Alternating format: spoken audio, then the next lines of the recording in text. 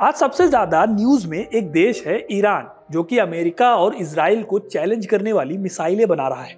कुछ दिन पहले आपने बांग्लादेश में तख्ता पलट के बारे में भी सुना होगा। ठीक ऐसे ही हमारे पड़ोसी देश पाकिस्तान के बारे में आए दिन आप सुनते ही रहते हैं, जहां पर मिलिट्री का शासन आता रहता है। ठीक ऐसे ही आपने चर्चे सुने होंगे अफगानिस्तान के। अब दोस्तों, इन चारों देशों में एक बात कॉमन है, ये चारों देश मुस्लिम कंट्रीज हैं। आज ये सभी देश किस हाल में हैं, ये आपको बहुत अच्छे से पता है। टीवी पे या फिर अखबार में आप इसके बारे में पढ़ते या देखते रहते हैं। लेकिन एक वक्त ऐसा भी था दोस्तों, जब दुनिया के बहुत बड़े हिस्से पर मुस्लिम राजाओं का कब्जा था। क्या आपको पता है कि दुनिया का सबसे बड़ा मुस्लिम एम्पायर कौन सा था? हमारे देश में तो मुगल एम्पायर से बड़ा कोई भी दूसरा मुस्लिम एम्पायर नहीं हुआ। लेकिन क्या आप जानते हैं कि इस्लामिक दुनिया में मुगलों का साम्राज्य आखिर कौन से नंबर पर आता है? आज आपको मैं दुनिया के 5 सबसे बड़े मुस्लिम एम्पायर्स के बारे में बताने वाला हूँ, और ये भी बताने वाला हूँ कि आज के टाइम पे मौजूदा वक्त में ये एम्पायर कहाँ हैं और किस हाल में, इनमें कौन सी कंट्रीज शामिल हैं। तो वीडियो को इन तक जरूर देखिएगा, क्योंकि अपना इतिहास नहीं जानोगे तो खुद को कैसे पहचानोगे। दोस्तों, वीडियो को शुरू करें उससे पहले मैं आपको बताता हूं कि इन पांचों एम्पायर्स के बारे में हम क्या क्या चीजें देखेंगे। सबसे पहला तो इन्होंने कितने सालों तक रूल किया, कहां कहां पर इनका साम्राज्य था और उनका एम्पायर कितना बड़ा था। सबसे बड़ी बात कि उस एम्पायर का इम्पैक्ट क्या हुआ दुनिया पर और जहां पर वो रूल कर रहे थे वहां पर। तो चलिए एक एक करके देखते हैं इन देशों को।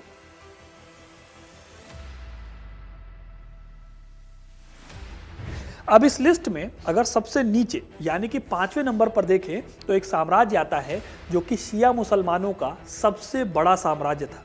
इस साम्राज्य का नाम था सफाविद साम्राज्य। साल था 1501 जब शाह इस्माइल ने ईरान में इस साम्राज्य की स्थापना की थी। दोस्तों, सफाविद असल में एक सूफी संप्रदाय था जिसे सफी अल दीन ने शुरू किया था। 14वीं सदी में उन्होंने शिया धर्म को अपना लिया था। फिर आने वाले सालों में सफाविदों ने लोकल सरदारों के साथ अपने संबंध बनाए और धीरे धीरे सफाविद एक बड़ा धार्मिक और सैन्य संगठन बन गया। सफाविदों की सेना में दोस्तों ज्यादातर जो थे वो शिया सैनिक हुआ करते थे, जिन्हें ऑटोमन साम्राज्य ने खूब टॉर्चर किया था। साल 1510 तक इस्माइल ने पूरे ईरान पर कब्जा करके ऑटोमन साम्राज्य को चैलेंज किया था। दोस्तों, सफाविद साम्राज्य ने 200 सालों से भी ज्यादा वक्त तक रूल किया और इस साम्राज्य ने करीब 20 मिलियन लोगों पर शासन किया। इस साम्राज्य का पूरा एरिया 28 लाख स्क्वायर किलोमीटर था, जिसमें आज का ईरान भी शामिल था। सफाविदों का यह सबसे बड़ा अचीवमेंट था कि पहली बार शिया पंथ को राजधर्म के रूप में पहचान मिली थी। नहीं तो ज्यादातर बड़े मुस्लिम एम्पायर जो थे दुनिया भर में वो सुन्नी हुआ करते थे। हमारे देश का जो मुगल एम्पायर था वो भी सुन्नी एम्पायर था। आगे चलकर साल 1722 में अफगानिस्तान की सेना ने जब ईरान की राजधानी इस्फहान पर हमला किया तो यह साम्राज्य कुछ सालों के अंदर ही बर्बाद हो गया। आज के टाइम पर अगर आपको देखना है मैप में कि सफाविद एम्पायर कितना बड़ा था, तो इस साम्राज्य में ईरान उसका सेंटर हुआ करता था। इसके साथ ही Iraq, Azerbaijan, Armenia, Georgia, Turkey और अफगानिस्तान, ये सारे देश इसका हिस्सा हुआ करते थे।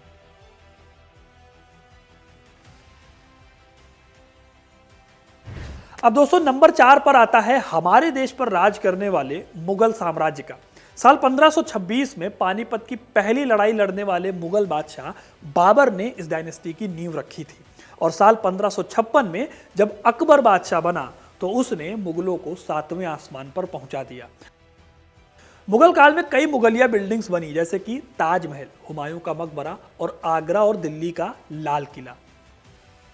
यह साम्राज्य दोस्तों 40 लाख स्क्वायर किलोमीटर का एरिया कवर करता था, जो कि बांग्लादेश से बलूचिस्तान तक और कश्मीर से लेकर कावेरी घाट तक फैला हुआ था। इस दौरान यानी मुगल काल के टाइम पर मुगल करीब 15 करोड़ लोगों पर अपना शासन चलाते थे। अकबर और शाहजहां के बाद मुगलों का आखिरी सबसे ताकतवर राजा था औरंगजेब, जिसे कि बहुत कट्टर राजा माना जाता था। साल 1707 में जब औरंगजेब की मौत हुई तो उसके बाद मुगल डायनेस्टी कमजोर पड़ती चली गई। देश भर में मुगलों को चैलेंज करने वाली ताकतें खड़ी हुई। मराठे, निजाम और बंगाल के नवाब, इन सब के चलते मुगल बादशाह कठपुतली रह गए और 300 सालों के राज में आखिरकार 1857 में अंग्रेजों के हाथों मुगलों को अपनी सत्ता देनी पड़ी।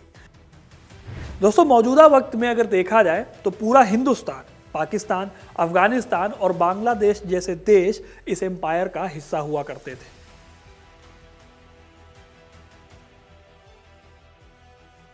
अब मुगलों के बाद तीसरे नंबर पर जो साम्राज्य आता है वो मुगलों से करीब 900 साल पहले सत्ता में आया था, लेकिन यह साम्राज्य मुगल साम्राज्य से करीब 3 गुना बड़ा था।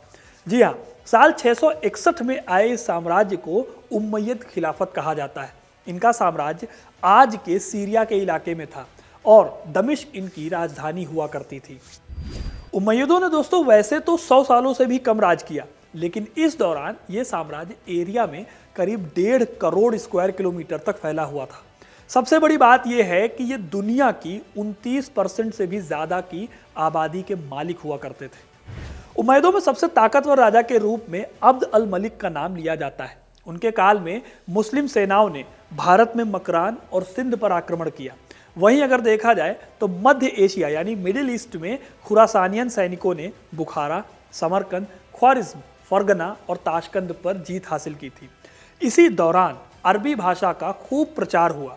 एडमिनिस्ट्रेशन में भी इस भाषा को शामिल किया गया, जिसकी वजह से हुआ ये कि पहले जो फारसी और यूनानी बोलने वाले लोग सत्ता में हुआ करते थे, उनकी जगह अरबी बोलने वाले लोगों को मिल गई।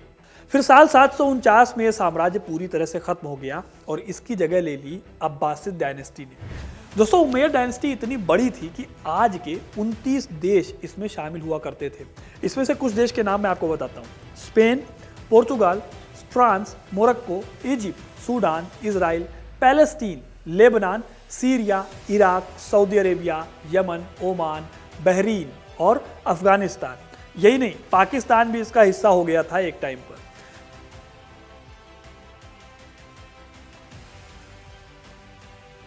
अब दोस्तों उमैयद के बाद बात करते हैं उन पर कब्जा करने वाली अब्बासिद डायनेस्टी की। अब्बासिद राजाओं ने करीब 50 लाख स्क्वायर किलोमीटर के एरिया पर अपना राज चलाया 300 सालों तक, और ये हमारी लिस्ट का दूसरा सबसे बड़ा एम्पायर है।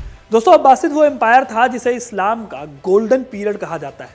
अब्बासिद राजाओं के काल में साइंस, लिटरेचर, आर्किटेक्चर और कल्चर ये सब कुछ अपनी पीक पर हुआ करता था। अब्बासिद राजाओं ने इस्लाम का प्रचार अफ्रीका और सदर्न यूरोप के साथ साथ बाकी दुनिया के कई हिस्सों में करना शुरू किया। यही वो टाइम पीरियड था जब इस्लाम में शरिया का जन्म हुआ, और ये वो भी टाइम था जब हदीथ को कंपाइल किया गया। इनके सबसे महान राजा माने जाते हैं हारून अल रशीद, जिन्होंने साल 786 से लेकर साल 809 तक रूल किया। फिर 1258 में इस एम्पायर को मंगोलों ने खत्म कर दिया। लेकिन दोस्तों अब्बासिद राजाओं ने पहली बार एक प्रॉपर मुस्लिम रूल को डेवलप किया था। उमैयद राजाओं से उनकी टेरिटरी छोटी थी, काफ़ी छोटी थी, लेकिन उनका इम्पैक्ट वो बहुत ज़्यादा था। आज के टाइम पर अगर आपको इस एम्पायर को ट्रेस करना है तो पूरा का पूरा इराक का एरिया उनके एम्पायर का हिस्सा हुआ करता था और बगदाद इनकी राजधानी हुआ करती थी। इसके साथ ही अगर आप देखोगे तो आज का Syria, Saudi Arab, Kuwait, Palestine, Israel, Egypt, Iran, Turkey, Afghanistan और पाकिस्तान का देश जो है, ये सब इनका हिस्सा हुआ करते थे।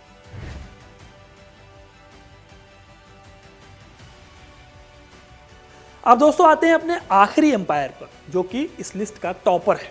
एम्पायर का नाम है ऑटोमन एम्पायर।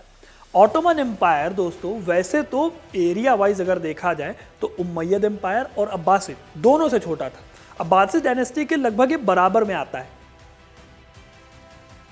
लेकिन इसे आप दुनिया का सबसे महान मुस्लिम साम्राज्य कहोगे। इन्होंने 623 सालों तक राज किया। इसमें से भी करीब 400 सालों तक इनको चैलेंज करने वाला कोई नहीं था।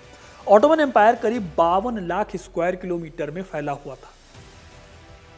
16वीं सदी में सुलेमान द मैग्निफिसेंट के अंदर यह साम्राज्य जो था वो अपने पीक पर पहुंच गया था।